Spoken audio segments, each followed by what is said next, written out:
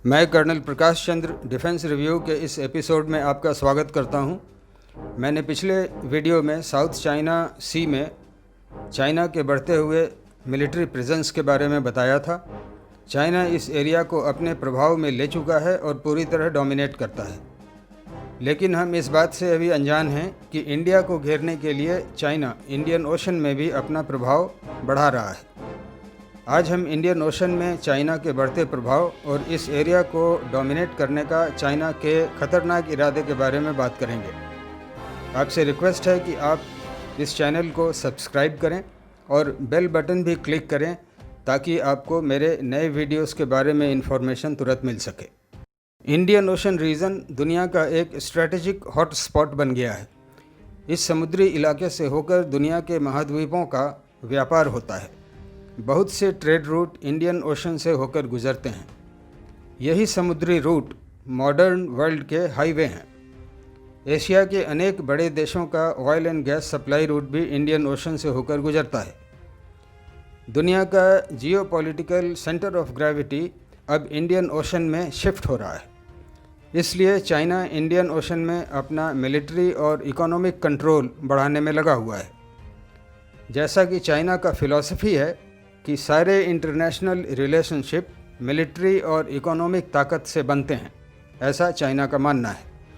इसलिए चाइना इस इलाके में अपना मिलिट्री प्रभाव बढ़ाकर वर्ल्ड ट्रेड पर कंट्रोल करना चाहता है। इंडिया इस समुद्री इलाके में ऑलरेडी एक कंट्रोल पोजीशन पर है अपने ज्योग्राफिकल लोकेशन की वजह से। इंडियन नेवी अपना ताकत और एरिया ऑफ इन्फ्लुएंस बढ़ाने में और लगा हुआ है। इस वजह से चाइना को इंडियन ओशन रीजन को डोमिनेट करना मुश्किल होगा। इसलिए चाइना पूरी कोशिश करेगा कि वो इंडिया के इस कंट्रोल पोजीशन को अलग अलग तरीक़ों से कंट्रोल करे और कमज़ोर करे और इंडियन ओशन रीजन में चाइनीज़ मिलिट्री को और स्ट्रॉन्ग पोजीशन में ले आए ताकि वो इंडियन ओशन रीजन को इन्फ्लुएंस कर सके। चीन अपना विस्तारवादी सोच बहुत समय से इंडियन बॉर्डर पर दिखाता रहा है। हमारा पूरा ध्यान अक्साई चीन, डोकलाम, पैंगोंग लेक एरिया वगैरह पे है। लेकिन क्या हम जानते हैं कि चाइना इंडियन ओशन क्षेत्र में और साउथ चाइना सी में भी अपना प्रभाव बढ़ा रहा है इंडिया को घेरने के लिए और अपने मिलिट्री और इकोनॉमिक पोजीशन को और ज़्यादा स्ट्रॉन्ग करने के लिए।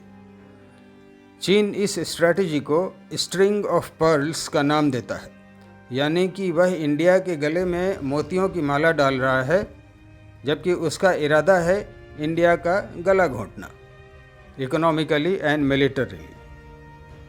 स्ट्रिंग ऑफ पर्ल्स एक जियोपॉलिटिकल थ्योरी है जो चाइना के इरादे को दिखाता है। ये चीन के मिलिट्री और कमर्शियल फैसिलिटीज़ का एक नेटवर्क है जिसे चीन इंडियन ओशन रीजन के अनेक देशों में बना रहा है। ये चीन के मेनलैंड से शुरू होता है और रेड सी में पोर्ट सूडान तक फैला हुआ है। ये रेड सर्किल वो देश हैं जहां चीन ने अपना मिलिट्री प्रेजेंस बना लिया है। चीन इंडिया के चारों तरफ एक रिंग ऑफ पावर और एरिया ऑफ इन्फ्लुएंस बना रहा है ताकि इंडिया के प्रभाव को कम किया जा सके और इंडिया को प्रेशर में लाया जा सके।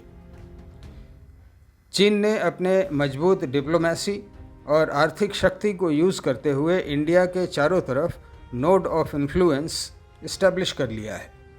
कुछ node of influence Cambodia, Myanmar, Bangladesh, Sri Lanka, Maldives और पाकिस्तान के ग्वादार और कराची पोर्ट में हैं। ये एग्जाम्पल है उसके चाइना के नोड ऑफ इन्फ्लुएंस का। अपनी असर्टिव डिप्लोमेसी के जरिए चीन ने इन देशों में अपना प्रभाव बढ़ा लिया है और ये देश वही मानते हैं जो चीन उन्हें बोलता है। दुनिया के आधा पॉपुलेशन एशिया के देशों में रहता है, इसलिए एशिया ग्लोबल ट्रेड के लिए बहुत इम्पोर्टेंट रीज़न है। दुनिया का इकोनॉमिक इंजन माना जाता है एशिया। यही कारण है कि दुनिया में ग्लोबल पावर शिफ्ट हो रहा है और चीन एक पावर सेंटर बनने की कोशिश कर रहा है यूएसए को हटाकर। चाइना की वजह से एशिया और अफ्रीका के देश पॉलिटिकली बहुत ज़्यादा डिवाइडेड हो गए हैं। यही पॉलिसी चीन को सूट भी करता है और स्ट्रिंग ऑफ पर्ल्स के जरिए चीन अब इंडिया को इंडियन ओशन रीजन में घेरने की तैयारी कर रहा है। इंडियन ओशन ग्लोबल इकोनॉमी के लिए बहुत इम्पॉर्टेंट है। इंडियन ओशन रीजन 28 देशों को टच करता है और बहुत इम्पॉर्टेंट ट्रेडिंग रूट है। दुनिया का 15% ट्रेड इंडियन ओशन से होकर गुजरता है। इस रीजन में 23 बड़े ट्रेडिंग पोर्ट बने हुए हैं जहां से व्यापार होता है। चीन अपनी नेवी को स्ट्रांग बना रहा है ताकि वो इंडियन ओशन से होकर जाने वाले जहाज़ों को अगर ज़रूरत पड़े तो रोक सके या उन्हें चेक कर सके और दूसरे देशों के व्यापार में बाधा डाल सके किसी भी कॉन्फ्लिक्ट के स्थिति में। साथ ही इस रूट का अपने माल का व्यापार करने में इस्तेमाल कर सके। इंडिया चीन के इस स्ट्रैटेजी को अच्छी तरह समझता है, इसलिए इंडिया और देशों के साथ मिलिट्री लॉजिस्टिक पैक्ट साइन कर रहा है। 4 जून 2020 में इंडिया ने ऑस्ट्रेलिया के साथ एक ऐसा ही पैक्ट साइन किया है। इंडिया के लिए यह ज़रूरी है कि इंडियन नेवी का ऑपरेशनल रेंज बढ़ाकर पूरे इंडियन ओशन रीजन को कवर करे। इन्हीं कारणों से इंडिया ने ऑस्ट्रेलिया के साथ मिलिट्री लॉजिस्टिक सपोर्ट अरेंजमेंट यानी कि MLSA साइन किया है जून 2020 में। इसका मतलब है कि अब इंडियन वॉरशिप्स को समुद्र के बीच में ही ऑस्ट्रेलिया के रीफ्यूलिंग शिप से फ्यूल मिल जाएगा।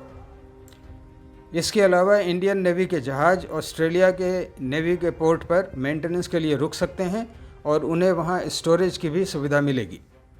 ये एक रेसिप्रोकल पैक्ट है, यानी कि इंडिया भी ऑस्ट्रेलियाई नेवी को यही सुविधाएं देगा। इस पैक्ट की वजह से हमारे वॉरशिप सदर्न इंडियन ओशन में तथा वेस्टर्न पैसिफिक रीजन में और दूर तक जा सकते हैं। इस तरह इंडियन नेवी इंडोनेशियाई स्ट्रेट्स एरिया को भी इन्फ्लुएंस कर सकती है। इस पैक्ट के बाद India USA, France, south Korea और सिंगापुर के साथ मिलिट्री लॉजिस्टिक पैक्ट साइन कर चुका है। जापान, रूस और UK के साथ भी ऐसे ही पैक्ट साइन करने की बातचीत चल रही है। USA के naval bases Djibouti, Diego Garcia, Guam और स्यूबिक बे में हैं। इंडियन नेवी 2016 से ही इनका इस्तेमाल कर रही है पैक्ट साइन होने के बाद। ये कोई छोटा अचीवमेंट नहीं है। फ्रांस के साथ भी ऐसा ही एग्रीमेंट हो गया है और इस एग्रीमेंट के बाद इंडियन नेवी मेडागास्कर के नज़दीक रीयूनियन आइलैंड का इस्तेमाल कर रही है। अभी चीन जो दुनिया के अलग अलग जगहों पे एक्शन ले रहा है, उससे ये पता चलता है कि चीन ने पूरी दुनिया को ही चैलेंज कर दिया है। वुहान वायरस में अपना रोल छुपाने के लिए वो एग्रेसिव हो रहा है और सबसे लड़ने को तैयार है। चीन इंटरनेशनल नियमों को मानने से इनकार करता है और अनेक देशों की सीमाओं को चैलेंज कर रहा है। चीन चाहता है कि पूरी दुनिया चीन की शक्ति को स्वीकार करे और चीन के बनाए नियमों पर ही चले।